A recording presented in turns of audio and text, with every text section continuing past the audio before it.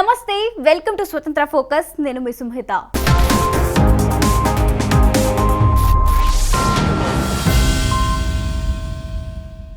ఆంధ్రప్రదేశ్ ఎన్నికల సమరం గరంగరంగా సాగిపోతుంది.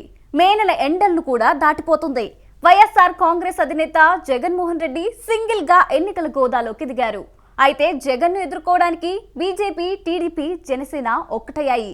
ఎన్నికల సమరంలో జగన్ పార్టీతో తాడో పేడో తేల్చుకోవడానికి ఈ మూడు పార్టీలు శంఖారావం పూరించాయి. ఇంతకీ ఆంధ్రప్రదేశ్లో ఏం జరుగుతుంది? జనం నాడి ఎలా ఉంది? ఓటరు దేవుడు ఆ గట్టునుంటాడా, ఈ గట్టునుంటాడా?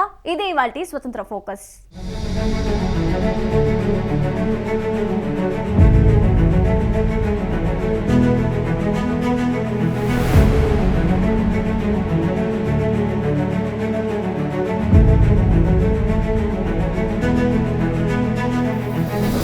ఆంధ్రప్రదేశ్ ముఖ్యమంత్రి వైఎస్ జగన్మోహన్ రెడ్డి సర్కార్ 5 ఏళ్ల పాలనకు అసెంబ్లీ ఎన్నికలు రిఫరెండంగా మారనున్నాయి.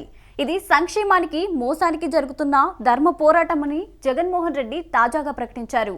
సంక్షేమమే తనను గెలిపిస్తుందని ఆయన భరోసాతో ఉన్నాడు. సంక్షేమం విషయంలో నిన్న మొన్నటి వరకు తమిళనాడు నెంబర్ 1గా ఉండేది. అయితే ఈ విషయంలో తమిళనాడును కూడా మించిపోయింది.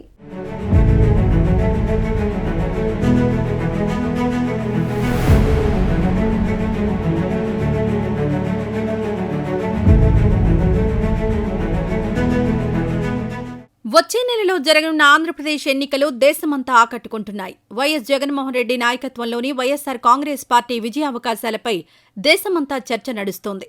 దీనికి ప్రధాన కారణం ఈ ఎన్నికల్లో వైఎస్సార్ కాంగ్రెస్ ఒంటరి పోరు చేయబోవడం. మరోవైపు భారతీయ జనతా పార్టీ, తెలుగుదేశం పార్టీ, జనసేన ఒక జట్టుగా ఉన్నాయి. బీజేపీ కేంద్రంలో అధికారంలో ఉన్న విషయం తెలిసిందే. తెలుగుదేశం పార్టీ 40 ఏళ్లకు పైగా చరిత్ర ఉన్న పార్టీ.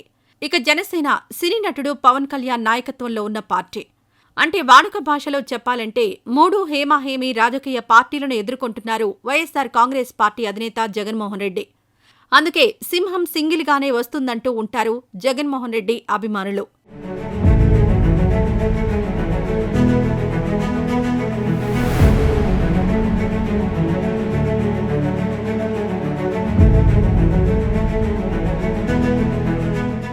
గత 4.5 పేద వర్గాల కోసం అనేకానేక సంక్షేమ పథకాలను జగన్మోహన్ రెడ్డి సర్కార్ అమలు చేసింది.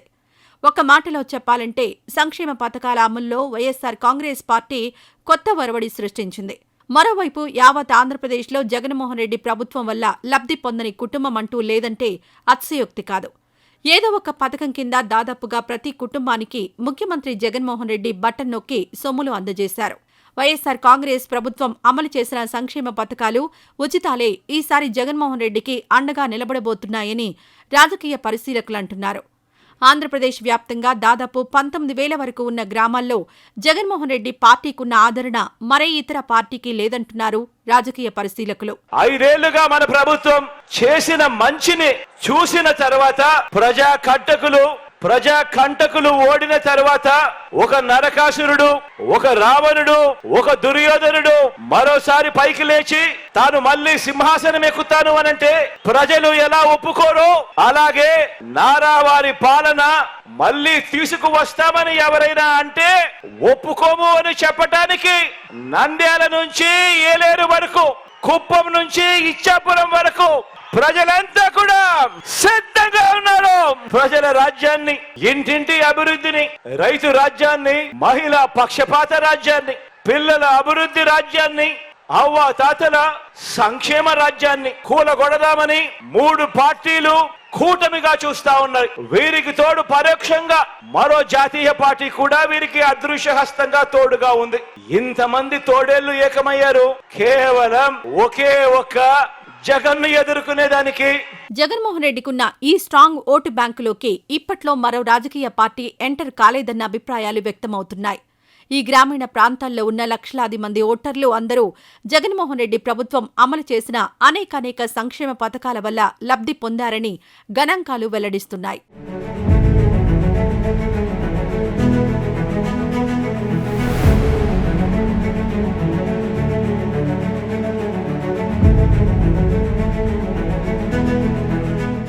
తెలుగుదేశం పార్టీ, జనసేన పేరుకు పొత్తులో ఉన్న అధినేతల మధ్య లోపాయికారిగా పొరపచ్చాలున్నాయంటున్నారు రాజకీయ పండితులు. ముఖ్యంగా కూటమి గెలిస్తే ముఖ్యమంత్రి ఎవరన్న దానిపై చంద్రబాబు, పవన్ కళ్యాణ్ మధ్య తేడాలున్నాయన్నది రాజకీయ వర్గాల సమాచారం. ఈ నేపథ్యంలో క్షేత్రస్థాయిలో టీడీపీ కార్యకర్తలు జనసేనకు, అలాగే జనసేన కార్యకర్తలు టీడీపీకి ఏ మేరకు సహకరిస్తారని ప్రశ్నార్థకంగా మారింది.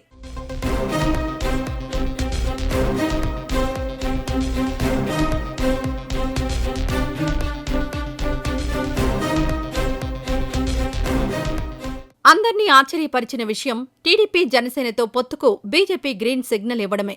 అయితే ఇది బీజేపీ పెద్దలు చివరి క్షణంలో తీసుకున్న నిర్ణయం. కొన్నేళ్ల కిందట ప్రత్యేక హోదా విషయమై ఎన్డీఏ కూటమి నుంచి తెలుగుదేశం పార్టీ వైదొలిగింది. నవ్యాంధ్రప్రదేశ్కు చంద్రబాబు నాయుడు ముఖ్యమంత్రిగా ఉండగా ఈ పరిణామం సంభవించింది.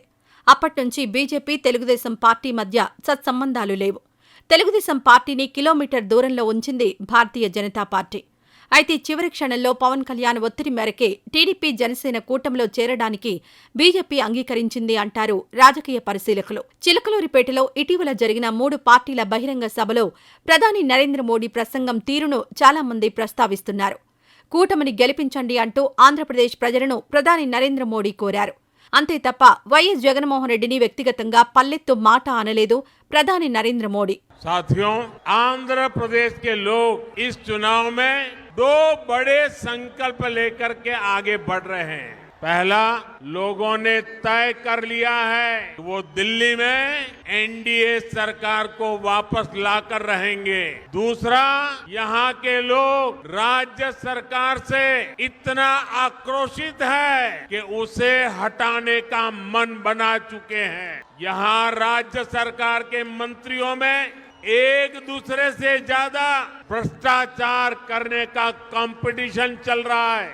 आंध्र प्रदेश के लोग देख रहे हैं कि राज्य के तेज विकास के लिए जिस सकारात्मक वातावरण को बढ़ाने की जरूरत थी, उसे पिछले 5 साल में यहाँ धक्का लगा है। आंध्र प्रदेश के लोगों ने देश के विकास के लिए, आंध्र प्रदेश के विकास के लिए पूरी सकारात्मकता के साथ वोट देने का निर्णय ले लिया है। వీటన్నింటికీ మించి ఈసారి వైఎస్ జగన్మోహన్ రెడ్డిపై ప్రజల్లో సానుభూతి కూడా నెలకొంది. ఒక్క జగన్మోహన్ రెడ్డిని రాజకీయంగా దెబ్బతీయడానికి 3 రాజకీయ పార్టీలు ఏకమయ్యాయన్న అభిప్రాయం సామాన్య జనంలో కలిగింది. దీంతో వైఎస్ జగన్మోహన్ రెడ్డిని చాలా మంది అభిమన్యుడితో పోల్చుతున్నారు. అలనాటి అభిమన్యుడికి పద్మవ్యూహం ఛేదించడం తెలియదు కానీ ఇప్పటి రాజకీయ అభిమన్యుడైన జగన్మోహన్ రెడ్డికి పద్మవ్యూహం ఒక్కటే కాదు, అన్ని కుట్రలను ఛేదించే సామర్థ్యం ఉందంటున్నారు ఆయన అభిమానులు.